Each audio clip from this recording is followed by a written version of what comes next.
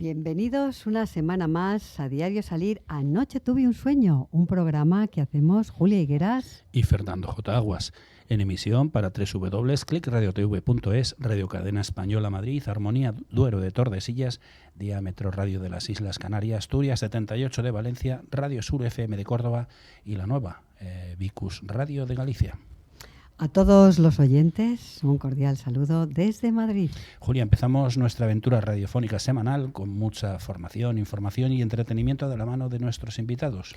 Invitados que, como siempre, Fernando, tienen cosas muy interesantes que contarnos. Hoy vamos a hablar de asesoramiento en comunicación y de literatura y ejército.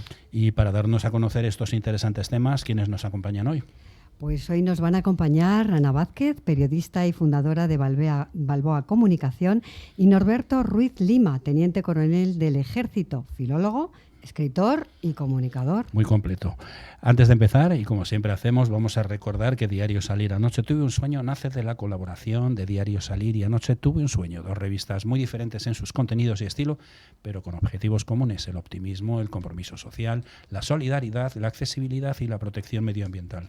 Siempre con sentido crítico, abierto a la esperanza y con vocación de servicio público. Esto es Diario Salir. Anoche tuve un sueño. Y yo, que soy reincidente, Julia, te hago la pregunta que me encanta hacerte. ¿Preparada para empezar? Estoy preparadísima y después de haber calentado la semana pasada motores, pues ahora estoy, vamos. Pues al lío, que ya tenemos en el estudio a nuestra primera invitada de hoy.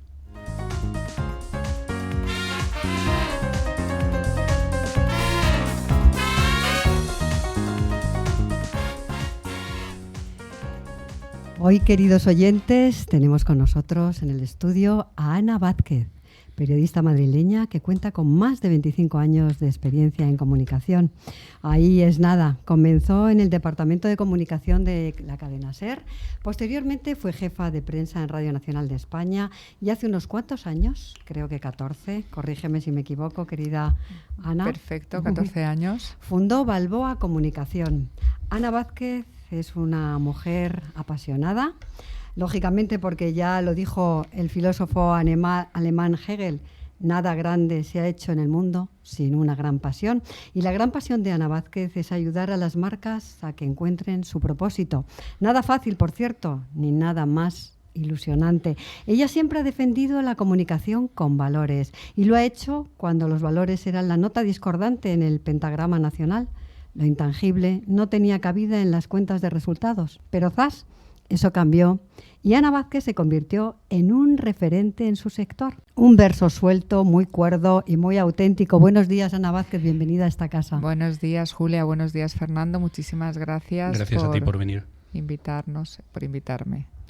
Ana, tengo una curiosidad. ¿Por qué dejas el periodismo para dirigir una agencia de comunicación?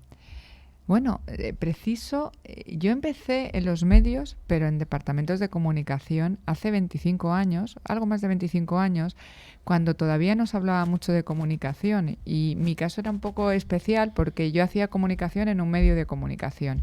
Y a mi entorno les preguntaban, cuando empecé en la cadena SER, ¿y en qué programa estás? ¿Cuándo puedo escucharte? Y en casa decían, es que mi hija hace una cosa rarísima que se llama comunicación.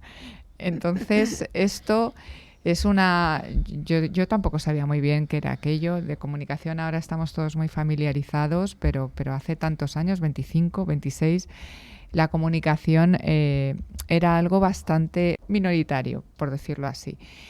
Y entonces, tanto en un medio, en la cadena SER, como en Radio Televisión Española, en Radio Nacional, yo venía de comunicación.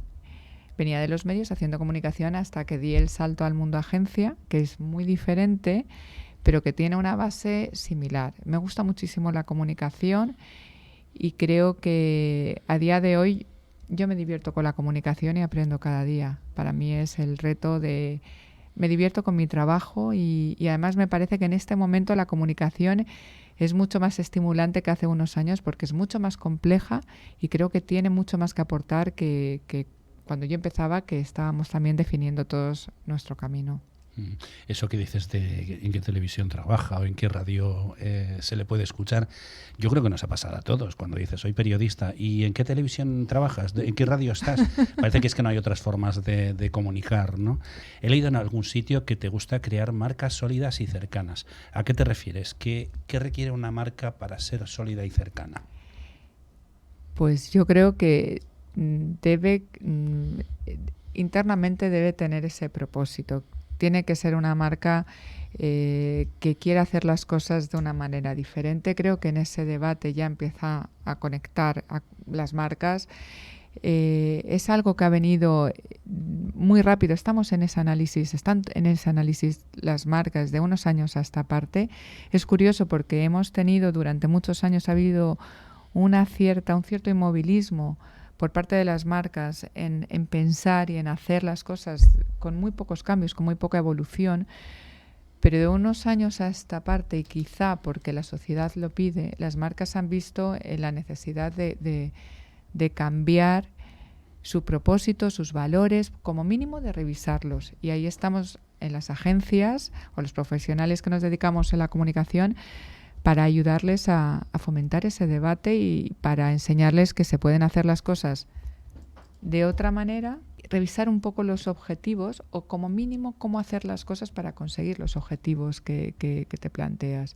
Para mí eso es la comunicación, o ese es el reto que tenemos ahora mismo en la comunicación, transformarnos también en nuestro sector para dar respuestas a marcas que no pueden o no deberían presentarse en el mercado con el mismo posicionamiento, con idéntico posicionamiento que hace 4 o 5 años.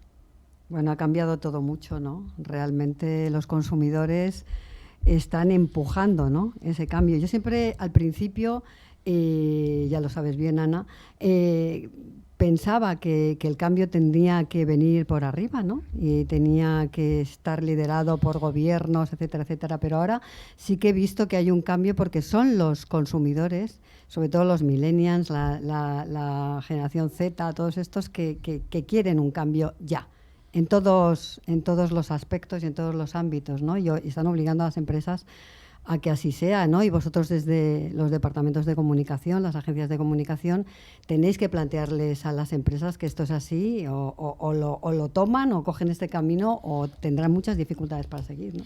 Estabas hablando de pocos cambios, poca evolución, hay que cambiar los propósitos y los valores. ¿Cómo se consigue que den ese paso al frente? Muchos que todavía se resisten porque el asesoramiento en comunicación es caro, dicen, y además mi sobrino ya lo lleva muy bien. ¿Os seguís encontrando con ese problema? Sí, es así, es tal cual lo cuentas, Fernando. Lo que sucede es que hay una parte que es ineludible. Lo que comentaba Julia lo ha definido perfectamente. La brecha digital ya ayudó a esa reflexión. Los jóvenes se acercan a las marcas de otra manera diferente y ya no consumen de la misma manera la información que nosotros consumíamos hace unos años. Durante mucho tiempo en comunicación hacíamos las cosas prácticamente con unas ciertas inercias, pero ahora un millennial no consume la información igual, y los que tenemos sobrinos o hijos pequeños vemos que en una pantalla están consumiendo contenidos, buscan la información y demás. Estas personas ahora están demandando otra serie de cosas que nosotros quizá en nuestra etapa no éramos tan críticos. Hay un espíritu crítico y los jóvenes efectivamente, cuando van a una marca, tienen una opción de búsqueda brutal. O sea, no sabes dónde te van a ver, si en un YouTube, en una cadena de radio, en un podcast. Las marcas, a la hora de definir su estrategia de comunicación, tienen que incorporar el ecosistema. Ha cambiado tantísimo que tienen que plantearlo. Esto a nosotros nos ayuda a intentar sensibilizarles de que tienen que hacer las cosas de una manera diferente, por lo menos en comunicación. Pero es que ellos se dirigen a unos usuarios, que esto es lo más importante, que les están pidiendo que hagan las cosas de manera diferente, porque el que coincide con un millennial en su trabajo o en casa, el millennial ya te está haciendo apostolado, te está diciendo que tienes que reciclar, te está preguntando que por qué haces las cosas de una manera o de otra. Yo no creo que sea una moda. Yo creo que esta sensibilidad la tenemos que empezar a interiorizar todos de una manera clara, aunque sea venido por para quedarse. necesidad. Estoy convencida porque ha venido de, es que Julia lo ha explicado muy bien, o sea, hay un empuje por parte social y estas personas que ahora tienen 20 o 30 años también piensan de una manera diferente a nosotros, valoran y priorizan una serie de cosas que nosotros a lo mejor antes no considerábamos. Entonces te están generando un debate que no es ajeno, y si yo soy una marca y quiero vender, y al final todas las marcas necesitan vender, tendré que pensar qué es lo que me está pidiendo esa persona a la que yo quiero llegar. Efectivamente, así es. Tú, Ana, eres defensora de compartir talento. Por eso creaste un think tank desde la agencia que diriges. ¿Cómo definirías a Balboa Comunicación? ¿Qué lo distingue del resto? A mí compartir conocimiento me parece muy importante. Y en la comunicación, que es algo que también comentabais, si es cara o no es cara, depende, hay que ponerlo en un contexto. No, yo decía lo que dicen muchos, no, es que invertir en comunicación es caro. No se dan cuenta que no invertir en comunicación es más caro todavía. Más caro todavía, sí. Ahí hay un análisis que nos encontramos todos los días. Yo tengo un sobrino que puede llevar las redes sociales, o tengo un amigo que nos puede...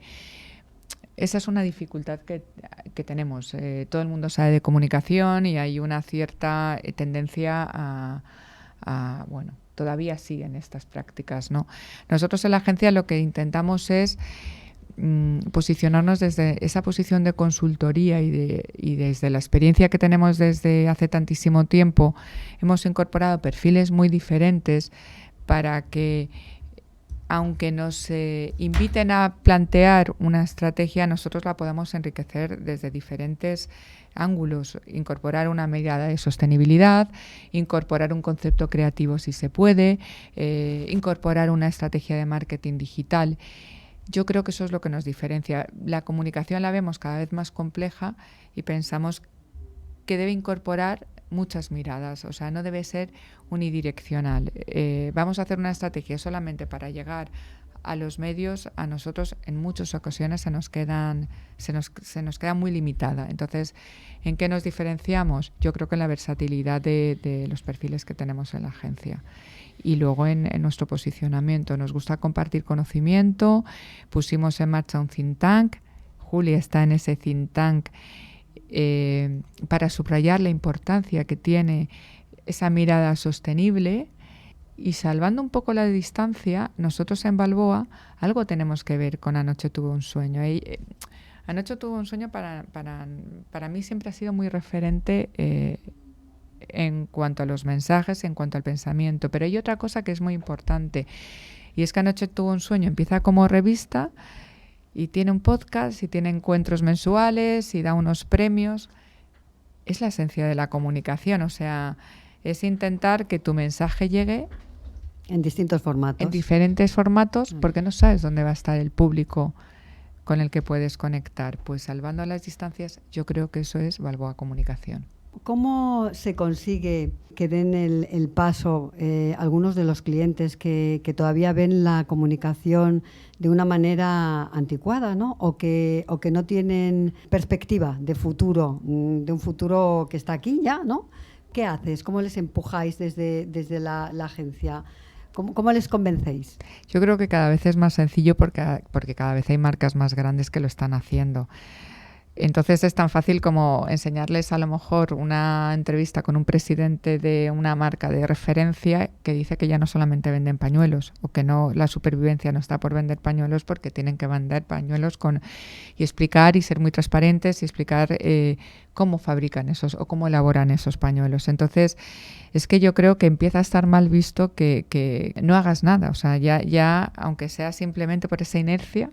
Nosotros cada vez en ese aspecto lo tenemos, nos ayuda todo el entorno que se está moviendo. Entonces los clientes sí tienen a lo mejor, y en estos momentos más, después de una pandemia, una mirada muy táctica, hay que salvar el año, hay que vender, pero saben que tienen que conciliar esa mirada muy táctica de enfócame tu estrategia de comunicación a venta, que tiene que ser una comunicación muy tangible, y nosotros les decimos, bien, pero hagamos un planteamiento más estratégico. Pensamos que tienes que empezar a plantearte que estos próximos pasos son ineludibles. Por ahí no les podemos cambiar la mentalidad por completo. Hay consejeros delegados que siguen siendo pues impermeables a este cambio, pero lo ven y cada vez hay más marcas que apuestan y que son referencia y que a ti te ayudan para mostrarlas, o sea, marcas de gran consumo, marcas de diferentes sectores que están haciendo ese paso y, ojo, que demuestran que es rentable, o sea, que no se trata de un paso que sea incompatible con la rentabilidad. Que se pueden hacer las cosas bien y ganar dinero. Realmente es el apoyar lo intangible. Yo recuerdo hace años, supongo que tú te acordarás, vosotros acordáis también, las marcas de lujo les costaba muchísimo. No querían comunicar absolutamente nada, ningún plan de RSC que hacían, ni las ayudas que, ¿no? Y me acuerdo de una marca concreta, que no voy a decir cuál es, que cuando yo comencé la revista había quedado con la directora general a comer y me dijo, ¿en qué estás tal? Y dije, pues estoy haciendo una revista y ella me comentó, y yo no puedo, nosotros no podemos entrar ahí en ese proyecto. Y dije, no, porque yo creía que no tenían responsabilidad social porque nunca la habían comunicado.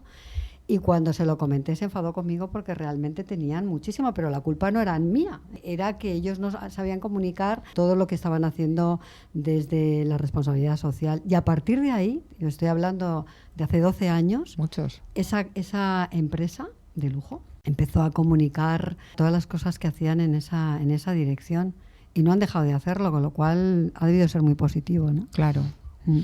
Además, son unos tiempos en los que no solo basta con tener un producto bueno y venderlo, sino que tienes que vender también todo lo que hay detrás de una empresa. Efectivamente, las personas.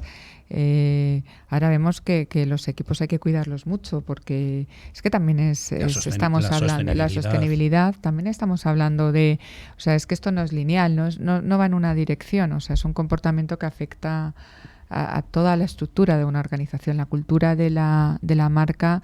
Es importante porque se están hablando de términos que no sabíamos cuáles eran, el teletrabajo. A mí la palabra teletrabajo nunca me ha gustado, me gusta más hablar de conciliación, porque el teletrabajo al 100% nos estamos encontrando que hay personas que no saben cuál es su conexión con la marca en la que trabajan, porque están 7 días trabajando desde su casa conectado con un ordenador. Entonces las empresas también tienen que hacer un esfuerzo para estimular a sus trabajadores que, ojo, también se pueden marchar. Ahora tienen muchas opciones y vemos que la gente joven cada vez, o sea, es más... tiene las cosas muy claras, o sea, no viene para quedarse en una organización 40 años. Les tiene que aportar algo más de una nómina. O sea, yo creo que la reflexión es mucho más profunda que voy a venderte esto. Estamos en un momento muy, muy bueno. Fíjate, eso es una cosa que tiene mucho que ver con los mayores de 50 años, ¿no? Lo que acabas de decir. Porque nadie los quiere contratar cuando a muchos de ellos les quedan hasta 17 años de trabajo por delante. Y yo me pregunto, digo, por lo que decías, ¿cuánta gente aguanta ahora mismo en una empresa de 17 años? Lo tienes 5 años, él trabaja, le sacáis partido y, oye, si se quiere ir, pues que se vaya, y si le podéis aguantar y le podéis retener porque le dais las opciones esas que decías de sentirse a gusto en la empresa, pues se quedará, ¿no? Pero que no es lo habitual de estar 17, ni 15, ni 12. Pero que es un valor, o sea, las personas son un valor y es bueno que cambien, y yo también les estimulo para que vean otras opciones, pero que para retener el talento las empresas también tienen que... No se casan ya los jóvenes con una empresa porque sí. No, bueno, fíjate, a mí, curiosamente, ya sabes que tengo una hija ya mayor, pero cuando ella vivía en Nueva York y estaba trabajando, y a los 4 meses me decía que iba a buscar otro trabajo, y yo decía, bueno, vale, no, es que no es la empresa donde yo quiero trabajar. Vale, hija, bueno, vale. La primera vez la apoyé, la segunda, pero la tercera ya dije, esta niña es un culo inquieto, esta niña no va a encontrar su sitio en ningún lado. Y cuando se lo transmití me comentó, no, mamá, es que yo no he estudiado tanto y no me he esforzado tanto para quedarme en una empresa que pienso que no está a la altura de lo que yo quiero. Efectivamente, es que las personas preparadas están en posición de elegir. Y eso ha venido a España, que hasta hace bien poco pues no formaba parte del ámbito anglosajón, ¿no? Y no el nuestro, pero eso está llegando y yo creo que es positivo, ¿no? Y eso ha llegado. Que la gente joven nos está trayendo cosas muy, muy positivas. Aquí somos súper curiosos y hemos descubierto que eres de muy buen comer y que te encanta la gastronomía, así que cuenta. Bueno, hace unos años nosotros en la agencia siempre nos ha gustado mucho los temas gastronómicos, o sea, y tenemos clientes que son, pues diría más que artesanos de la gastronomía que marcas, pero también nos gusta. Estos son cosas que llevamos, que son personales, que al final acabas arrastrando a tu trabajo. Y como ya desde el principio llevábamos temas gastronómicos porque nos apetecía, nos gustaba, disfrutábamos, es que también nos lo tenemos que pasar bien. Pues uno de nuestros clientes y amigo personal es un pastelero que hace las cosas divinamente, que se llama Oriol Balaguer, que es que trabajar con él siempre era divertidísimo, era un lujo, y además cada vez que hacíamos algo con él salía todo estupendamente porque es un crack. Y hubo la oportunidad de poner en marcha con otra persona más, de recuperar una pastelería centenaria en Madrid que había cerrado, y la pusimos en marcha. Se llama La Duquesita y nos lo pasamos muy bien. Allí también pues hago comunicación, posicionamiento de marca, y mejor que hacerlo con algo que es tuyo, imposible. Y que encima está rico, pues ya ni te cuento, y está, ¿no? rico. Y luego además sales de la agencia que tiene una realidad y te das cuenta que la realidad de la pastelería es otra, de ostras, el roscón de Reyes, ¿no? Entonces que dices, llegan los Reyes y el roscón. Y el roscón, ¿qué hacemos con el roscón de este año, no? Bueno, pues esa pasión está bien. He conectado dos mundos que no tienen nada que ver y me divierto. Estamos hablando de esto de los restaurantes, del buen comer.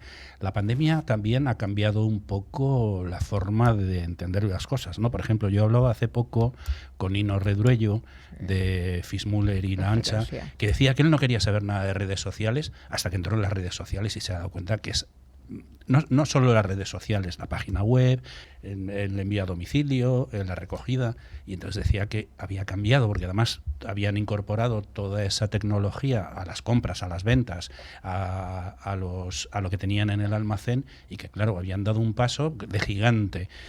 Este es un problema que se está solucionando gracias a la pandemia, ¿no? Entrecomillado lo de la pandemia. La gente se ha dado cuenta que la tecnología es necesaria. Es fundamental, aunque haya sido obligados. Es que la restauración se vio muy afectada porque tenían que cerrar, y además estábamos todos en casa y lo único que podíamos hacer era preparar una comida agradable o llamar a un restaurante, y muchos tuvieron, y además algunos, porque Nino Redruello es referencia y conoce muy bien, pero había restaurantes que eran muy pequeñitos, que a lo mejor tenían 3 o 4 personas y que tuvieron que cerrar de un día para otro. Entonces, los delivery, nos hemos acostumbrado a consumir de una manera distinta. Ahora, cuando se ha normalizado, volvemos a utilizar esos espacios, pero para la restauración ha sido fundamental. O sea, es que te llevaban cualquier cosa a casa y les ha obligado a evolucionar. Y la evolución es buena, porque luego ya desarrollen más o menos, ya lo tienen. O sea, todo esto siempre es bueno, y la tecnología es buena. Apoyarnos en la tecnología es fundamental. Que te gusta la gastronomía era clarísimo, bueno, porque sé que eres de buen comer, pero que seas fan de Van Morrison me deja un poco descolocada, la verdad, ¿eh? ¿Ah, sí? Yo creo que es demasiado potente, ¿no? ¿Sí? ¿No? Me chocó. No sí, bueno, me encanta la música. Y Van Morrison lo descubrí hace como 20 años y me gusta muchísimo, no sé, me gusta mucho. Es una persona muy especial, es muy antisociable. Cuando da un concierto de tarde en tarde no dice ni buenas noches Madrid. Pero me gusta mucho, y me gusta mucho su música. Es un tipo que tiene 70 años y que tiene más de 50 trabajos, y me parece que tiene un talento brutal. Y cuando tienes que tomar una decisión importante, te pones los cascos con su música. Pero sí, completamente.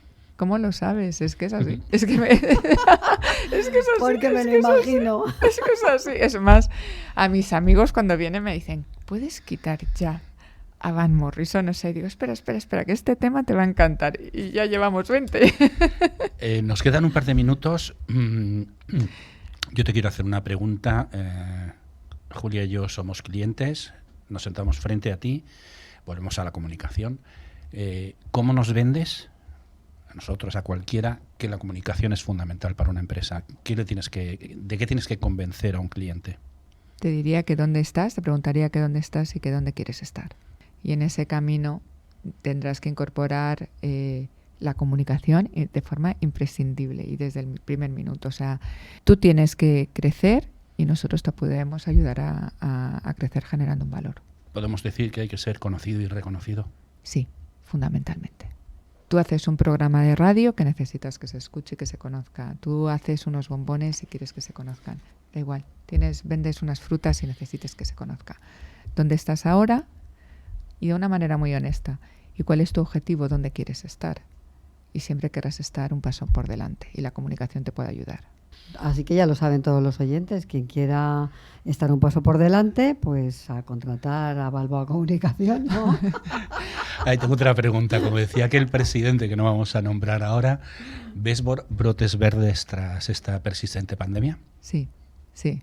Y además más rápido de lo que pensábamos. La comunicación siempre sufre mucho en los momentos de crisis y en el de pandemia. Muchísimo ha sufrido, hemos sufrido muchos, todas las agencias, pero curiosamente siempre es lo último en recuperarse y curiosamente esta inercia nos ha dado en este caso y vemos que hay ilusión y ganas de hacer cosas. Nosotros lo hemos notado sobre todo desde antes del verano y la vuelta de septiembre a diciembre son muy buenos meses, pero vemos que cada día nos están pidiendo cosas, luego salen o no salen, pero hay movimiento. Esto a nosotros nos ayuda a verlo con una expectativa más optimista, que el año pasado fue muy complicado. Ana, comparte con nuestros oyentes ese sueño por cumplir, que seguro que tienes uno. Pues me gustaría que mi agencia creciera y no quiero que sea la más grande, pero que generáramos una marca de Balboa para que nos llamaran marcas que a mí particularmente me gustan, que las sigo, que simplemente porque alguien les dijera que somos muy buenos y que podemos aportar algo. Me gustaría posicionar la agencia en ese punto, que fuera inspiradora. Qué bonita palabra. Inspiradora. Y con esta inspiración que nos deja Ana Vázquez, pues nos tenemos que marchar a nuestro segundo. Sí, porque llevamos media hora y invitado. se nos ha pasado volando. Tendremos que traerle otro día. Pues sí, bueno, claro, por supuesto. Pues nos han quedado muchas cosas. Yo encantada. Muchas preguntas. Muchísimas cosas, además, y nos puede enseñar mucho y podemos aprender mucho. Yo además Ana. estoy en edad de aprender. Sí, todos todos. Tú tienes que aprender mucho, Fernando, mucho, todos los días. Pues muchas gracias, Ana Vázquez, por haber estado aquí con nosotros en este programa de radio de Diario Salir, Anoche tuve un sueño. Muchísimas gracias. Aquí tienes tu casa, cuando quieras volver. Esperamos que hayas disfrutado estos minutos de radio con nosotros. Muchísimas gracias a vosotros, un placer.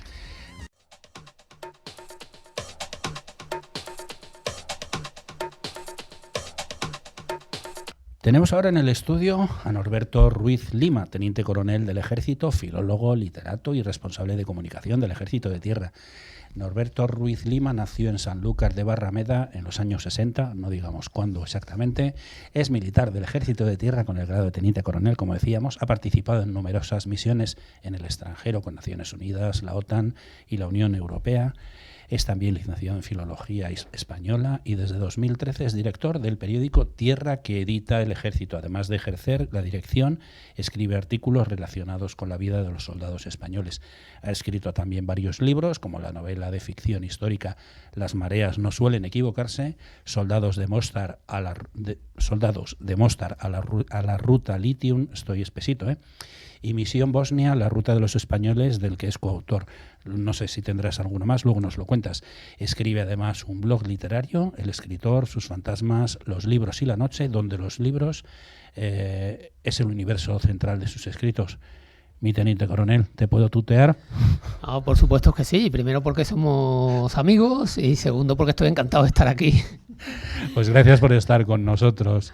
A Julia ya la conoces. Sí, Julia. Hola, encantado. ¿cómo estás? Un placer tenerte por aquí en el estudio, de verdad. El placer es mío. Vamos a empezar a disparar, que dice Fernando, ¿eh?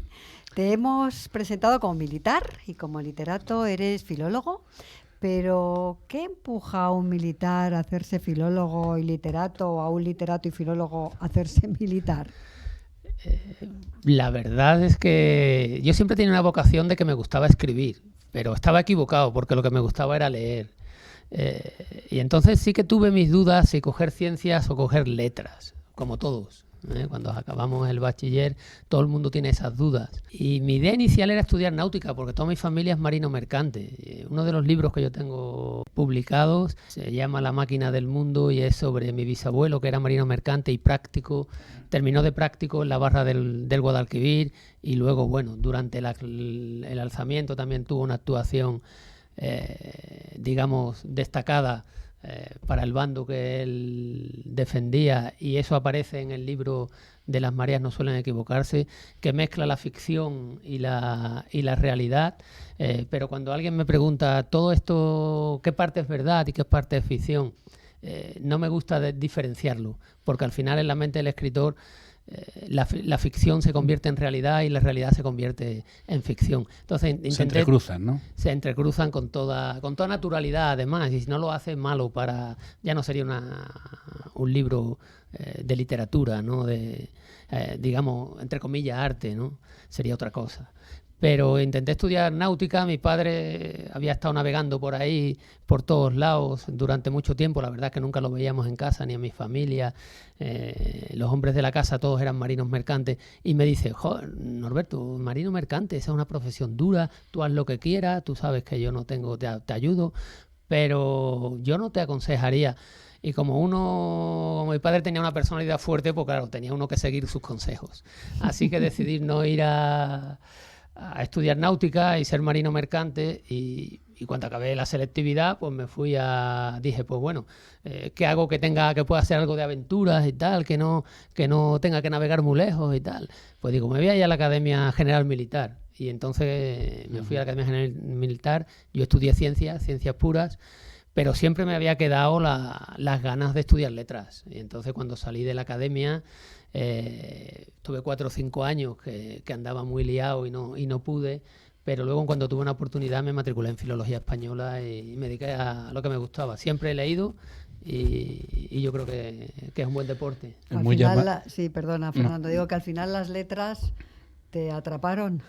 Digo que muy llamativo que no te hicieras marino mercante para no estar perdido por el mundo, y vas y te haces militar y te vas a todas las misiones por ahí. Sí, pero ten en cuenta que yo ingreso en la Academia General Militar en el año 1985 y nadie en 1985 se le ocurría que un militar español pudiera estar en Bosnia, en Kosovo, en Mali, en Líbano, en República Centroafricana, en Afganistán, en Irak.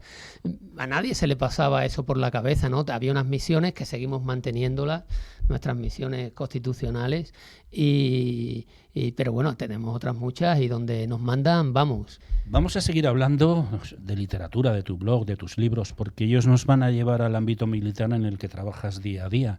Hemos hablado del diario Tierra que diriges. ¿Qué es este diario? ¿Qué contáis en él? Bueno, el periódico Tierra, lo que se trata es de comunicar e informar. Hay dos comunicaciones, la comunicación interna y la comunicación externa.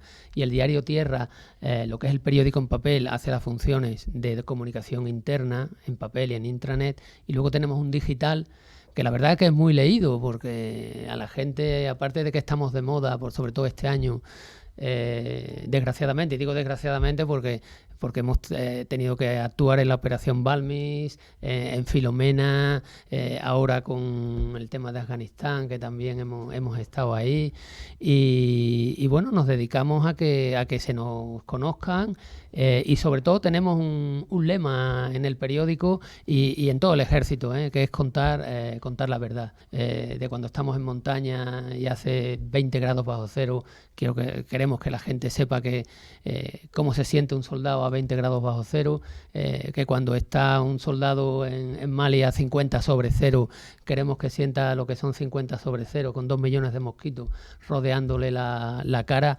y de eso se trata, ¿no? De contar estas historias, y luego de tener al día a nuestro personal, pues de todo, de material, todo lo que engloba al ejército. Y la verdad que es un trabajo que para mí se me apareció la Virgen cuando un viejo coronel, Jorge Bonal, bueno, no es tan viejo, a ver si me va a decir que... Sí, hay que tener un poco de cuidado con eso. Un viejo amigo. Un viejo amigo, y el coronel Mejía decidieron que yo podía ser el director del periódico Tierra. Ellos decían que me eligieron por idóneo y yo siempre les digo que me eligieron porque no tenían a otro. Así que...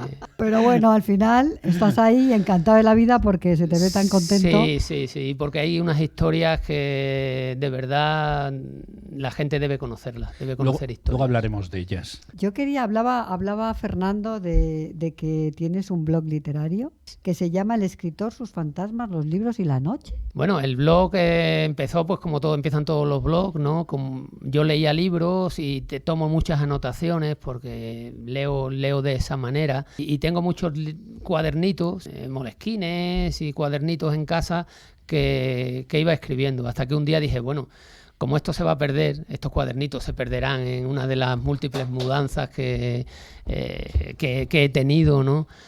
Algún día se perderá, como se me han perdido muchas cosas, pues lo voy a poner en tipo blog y voy a ver cómo va funcionando.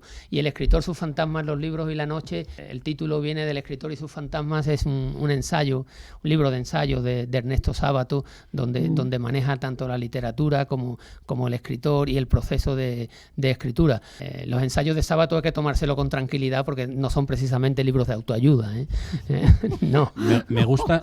Si estás un poco deprimido, mejor no leerlo. Me gusta el título de tu blog porque es cortito como el título de nuestro programa. ¿Verdad, Julia? Sí, cortito, vamos, venga. Si quieres, añadimos algo más. ¿Es crítica literaria? ¿Haces comentarios sobre los libros que lees? ¿Haces recomendaciones? Recomendaciones no como tal, pero son textos literarios que tampoco son una crítica. Es lo que yo siento o lo que yo veo cuando leo un libro. Es decir, si un personaje me dice algo, pues esa entrada del blog es un comentario entre lo que él me cuenta y lo que yo le cuento a él, por ejemplo. No existe una crítica como tal, sino es una manera de leer los libros. Cada uno tiene una, y no existe un único libro, existen un libro por cada lector, porque los lectores leen con la tradición que tienen, con lo que han leído antes y con lo que han vivido, claro. No... Bueno, es que he utilizado mal el término. Los críticos literarios son los que no son capaces de escribir un libro. Haces algunos. Comentarios literarios, ¿no? Digamos. Sí, como decía Antonio Gala decía, yo si encuentro un buen crítico literario y que yo conecte con él, desde luego le pongo un piso.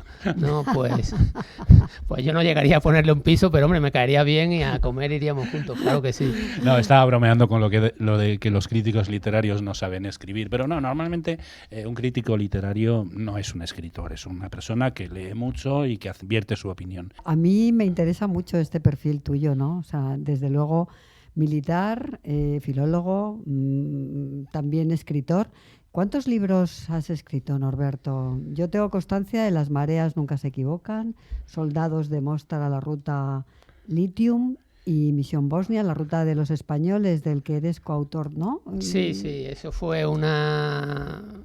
Bueno, cuando se cumplen los 25 años de Bosnia, entramos en Bosnia, se cumplen los 25 años, pues yo pensé que era bueno que se reuniera a los familiares de los caídos. Allí caen una serie de compañeros y yo pensé que era bueno, y todo el mundo pensó, claro, tener un libro. Porque para mí la escritura es lo que permanece. Como decía Hölderlin, todo lo que es eterno lo escriben los poetas, no hay más. Ya nos podemos nosotros poner a hacer muchas cosas. Y entonces yo quería que ese libro lo tuvieran los familiares. Entonces se reunió, el jefe de Estado Mayor del Ejército reunió a todos los familiares y se entregó ese libro indicando, pues bueno, cómo sucedió cada hecho. Yo de hecho tengo dos muy buenos amigos que eran de mi promoción, que murieron allí en el año 93, Jesús Aguilar y Arturo Muñoz Castellano, dos tíos fenomenales, y uno dice, siempre parece que una frase manida, se van los mejores, no, pero es que estos tíos eran de los mejores y lo demostraron, ¿no? por lo que hicieron.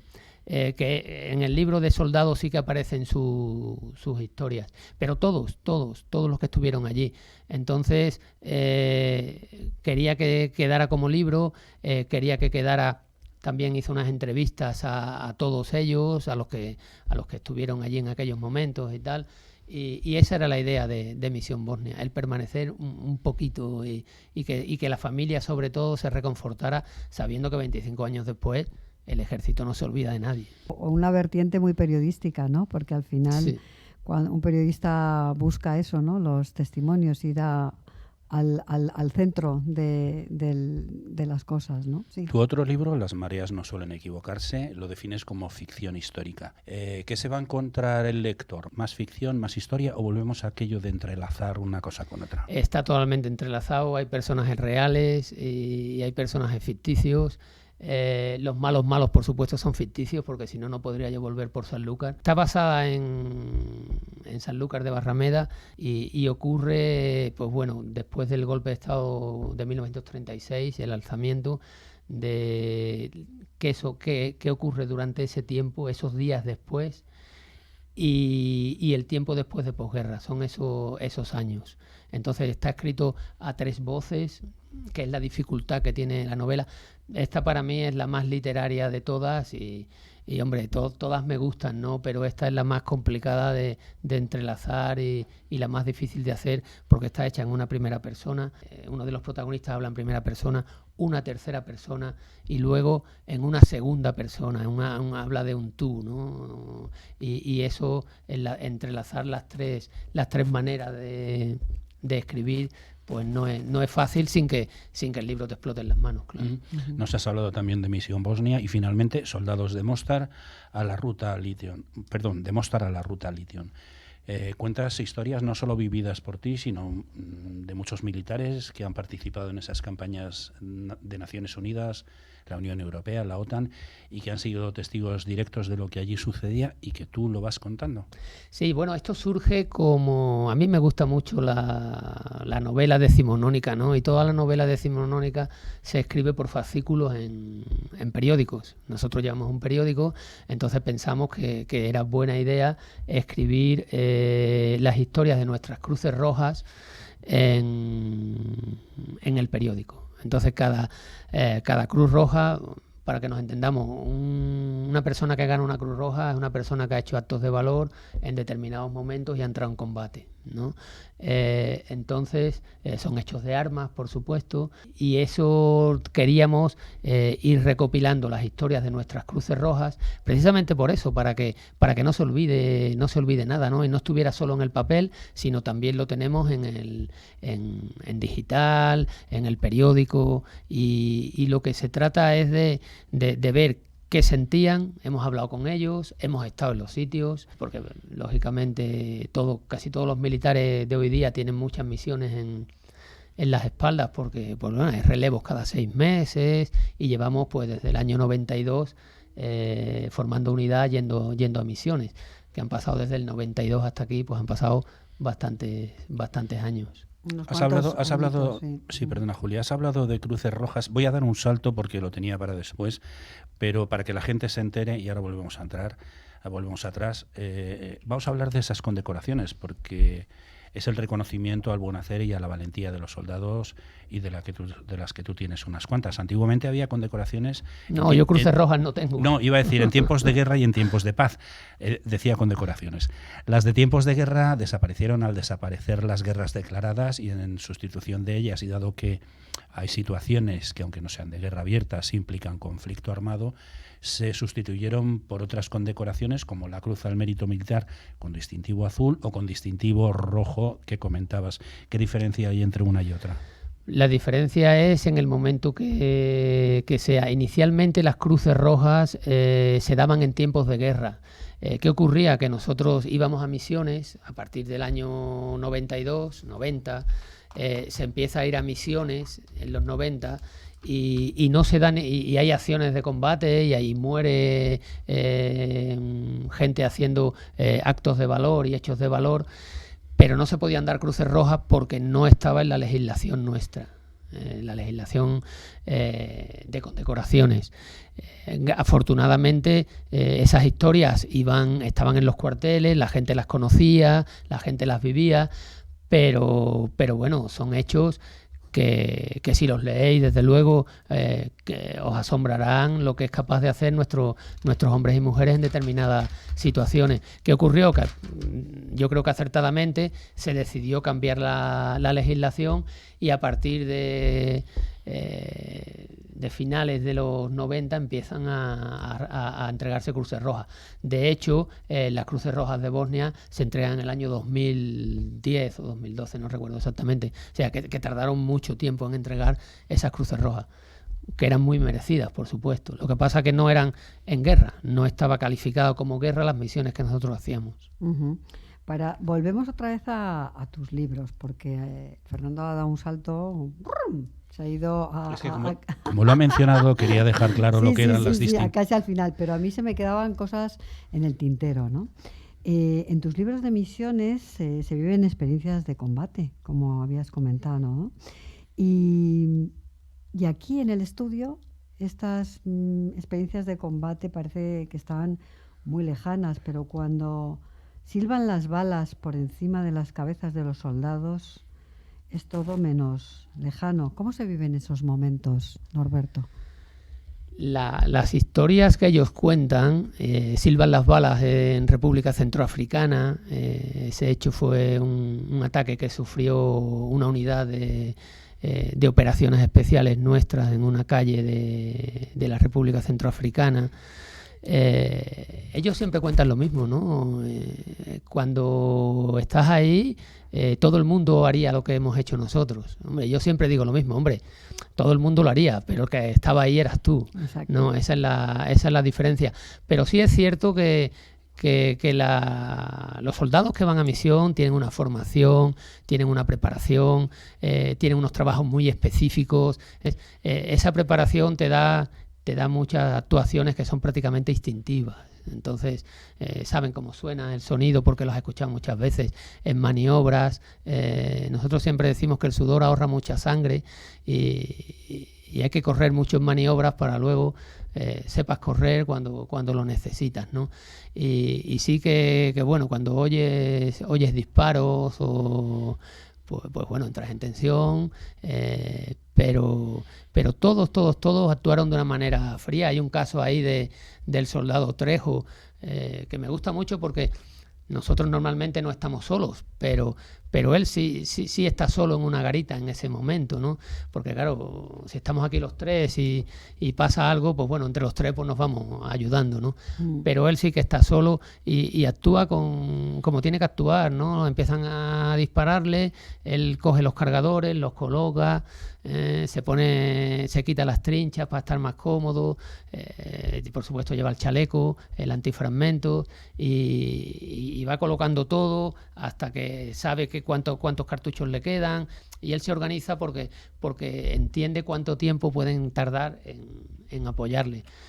La otra opción era salir corriendo, claro, pero no hizo lo que tenía que hacer, y todos los que salen y los que están ahí, por supuesto, para que te den una Cruz Roja, no, eso no es fácil, hay mucha gente que ha hecho muchas acciones, y no voy a decir que las merecieran, pero desde luego no tienen Cruz Roja, tienen hechos de armas y tienen valor reconocido, que también viene en nuestra hoja de servicio, claro, en la que... A lo largo de estos últimos 25 años, el ejército ha estado en muchas misiones en Europa, por ejemplo en Bosnia, Herzegovina o en Kosovo, en África, en Angola, en Mozambique, en República Centroafricana. Son muchas más, sí, pero estoy resumiendo. En Asia, en Afganistán, en Chechenia, incluso en Turquía, no solo para mantener la paz, sino que en 1999 se estuvo para ayudar en el terremoto, y luego en 2015 a 19 para proteger la OTAN las fronteras turcas en la época de la guerra de Siria. Y luego habéis estado... Todavía siguen allí, ¿eh? Sí, allí he tenido la suerte de ir. Te iba a preguntar eso, ¿en qué misiones has estado tú? Cuéntanos esto y dinos qué otras misiones has estado. Bueno, en Bosnia estuve 2 veces, luego Mali, Líbano, primero Líbano, Mali, también he estado en Turquía, y bueno, el periódico también tiene una cosa buena, esos son misiones, ¿no? Misiones de 6 meses, pero también el periódico tiene una cosa que que ha estado haciendo reportajes en determinados sitios, ha estado conociendo a la gente, y eso te da bueno, pues una manera de ver las cosas cercana, ¿no? Y en Turquía sí que estuvimos y vimos trabajar a nuestros artilleros, y están los misiles Patriot, hay una batería de misiles Patriot, están dentro de una base americana en Adana, en el sur de Turquía, cerquita de Siria. Y la verdad que están haciendo un gran trabajo. Claro, nuestros artilleros son tíos muy buenos, ¿no? Había una película que decía que el miedo no es una opción. ¿Alguna vez has sentido miedo o has temido por tu vida, o la de los militares que estaban contigo? Yo no me he encontrado nunca en una situación tal como aparecen las Cruces Rojas. Es cierto que en Bosnia he visto pasar trazadoras y eso, pero las veía desde una cierta distancia y nunca tuve esa situación. Bueno, el miedo es bueno porque te hace reaccionar, te mantiene una tensión que debes tener siempre que esté controlado, claro, siempre. Ya digo que la formación y la preparación te hacen moverte de una manera que si no lo estuvieras, pues... ¿Y qué pasa cuando el material no responde, no funciona? Una ametralladora que se atasca, Bueno, un vehículo que se rompe, las balas llegando por todas partes. ¿Cómo se vive en esos momentos, Norberto? Ahí sí que ya entra la toma de decisiones, ¿no? Y nuestra toma de decisiones llegan a todos los niveles, que es lo bueno que debe tener un ejército, y es lo que hace que un ejército, es decir, nuestros soldados también toman sus decisiones, todo el mundo tiene que tomar sus decisiones en su momento, y bueno, cuando ocurre eso, pues tienes que cambiar el plan. Nosotros siempre decimos que los planes duran lo que duran el primer movimiento del enemigo, ya hay que cambiar, y ya hay que... en este caso, hay un caso que sale ahí, que es en el paso de Zapzap, que es un combate que tuvieron nuestros soldados en Afganistán, y el vehículo del sargento Serantes, que yo comento mucho su historia, o la compañía del capitán Iván San Miguel. Ahí en ese momento se les interrumpe la ametralladora. Claro, perder potencia de fuego en ese momento pues es peligroso, ¿no? Y ellos toman la decisión de salir del vehículo y empezar a tomar la libertad de acción, de no estar solamente recibiendo fuego, y bueno, bien tomada. Norberto, la radio es que siempre se nos pasa volando el tiempo. Nos quedan 2 minutillos, pero yo quería leer, hablas del paso de Zapzap, la novela Soldados de Mostar a la ruta Litium. Empiezas diciendo que hay lugares llamados al combate, hay lugares por donde la batalla nunca pasa de largo, hay lugares empeñados en ver volar la primera bala y la última, hay lugares, arterias de todo contacto social, paso obligatorio de viajeros y mercancías, que no pueden ser nunca dominados por extorsionadores, insurgentes o señores de la guerra. Hay lugares que parece que giran a la vez que el planeta, pero que de vez en cuando el tiempo los detiene para envolverlos en un estrépito de la batalla. Hay lugares como el paso de Zapzap en Afganistán. Lo he querido leer porque es un comienzo muy interesante para que la gente vea lo que puede enganchar esta novela, pero se nos acaba el tiempo. Y podríamos hablar de muchas cosas más, pero no solo hay novelas, no solo hay ejército, es que también estáis en la música, porque el Ejército de Tierra se ha unido al proyecto de la última gira de solidaridad y apoyo a la cultura en la gira El Último Aplauso. ¿Qué hace el ejército en esta gira? Bueno, el ejército está apoyando la cultura y el arte en estos momentos de pandemia. Vimos que efectivamente la cultura, los artistas, los cantantes, los conciertos se estaban anulando, todo estaba cogiendo unos tintes, digamos, un poco oscuros, pues sobre todo para el tema del arte y de la cultura. Y bueno, el ejército decidió apoyar, y se aprobó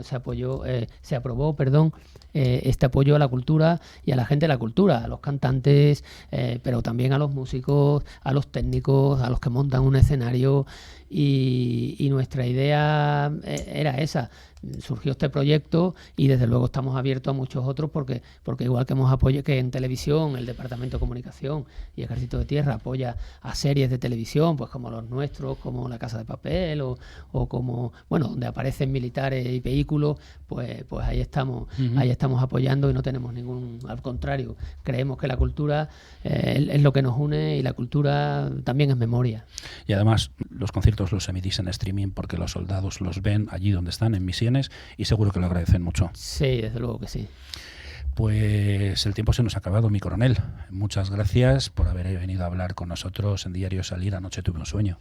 Pues a mí se me han quedado un montón de preguntas en el tintero, con lo cual te emplazo a que vuelvas porque quiero que hablemos de otras muchas cosas interesantes que seguro que tienes que contarnos, y lo digo muy en serio, ¿eh? Tengo aquí como 10 preguntas. Sí, es que a mí me ha pasado igual.